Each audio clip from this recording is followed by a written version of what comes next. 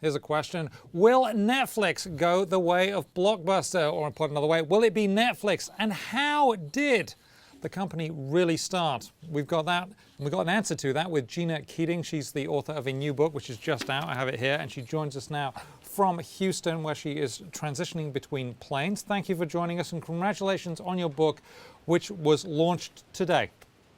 Thank you very much, Simon. So you say that the origins of Netflix are misunderstood. What is the belief in how it was started, and what is the truth, according to your research? Well, I was a Reuters reporter for 8 years covering Netflix, and the only story that I ever heard, and most of my colleagues ever heard, was that Reed Hastings got a $40 late fee for the movie Apollo 13 at his local video store, and was really outraged by it, embarrassed to tell his wife, and decided that he was going to think up a better model. And at the time, he was a tech company CEO, and he just got the idea for a no late fee, keep it as long as you want, DVD by mail service. And that's all any of us had ever heard.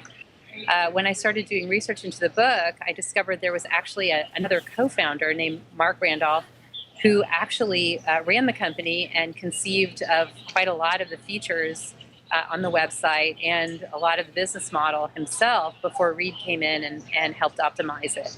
And Mark Randolph is a marketing guru. Reed is very strong in technology, and together the two of them really made Netflix what it was. But Mark kind of got written out of the story of Netflix. I wasn't exactly sure why, and the first part of the book is about that. So why do you think, you said you're not really sure why? I mean, that's interesting, because that myth is a great myth, isn't it? And, you know, I came across a problem and I decided to overcome it in this way, and that sounds really great, doesn't it? Yeah, it does. And really that story served a purpose for Netflix. They are very efficient in everything, including their marketing messages. And when they decided to talk about the origins of the company, that story told people how the service worked, because you have to remember, when they first started in 1998, nobody knew how to do this. I mean, no one had ever round-tripped a DVD by mail and rented it that way. People weren't doing a lot of transactions on the internet. People were scared to put their credit cards in. So that founding story was extremely useful.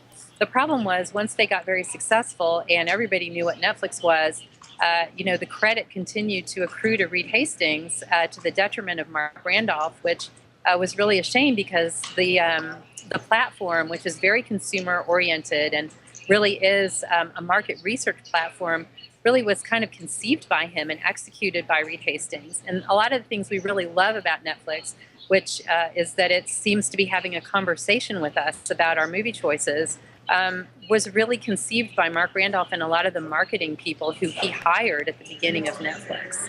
Now, Reed Hastings is a controversial figure. He's upset investors and customers more than once. Why is it that? What is it about him that makes that happen? You know, that's really one of his most admirable qualities, in my opinion. I watched very closely during all those years that I covered Netflix. I watched the stock daily. I did interviews with him every quarter, and I know a lot about how he thought of strategy. And I just loved it that he never really bowed to Wall Street when he really wanted to pursue a strategy. You know, he just did not let people change his mind about what he was going to do and how he was going to move the company forward. And I think Wall Street just doesn't like that.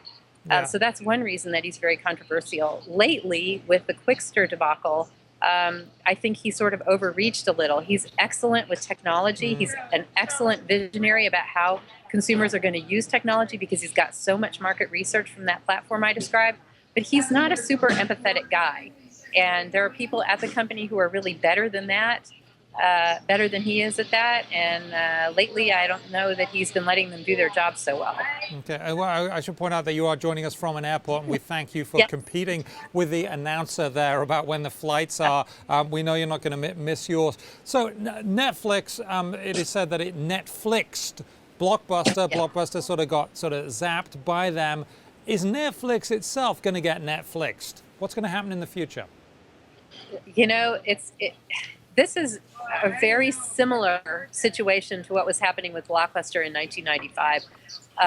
Most of Wall Street was convinced that Netflix was going to get absorbed by a larger rival. They were going to take over what it had invented because it just looks so easy to do what Netflix has done, and it really isn't. They are the killer app.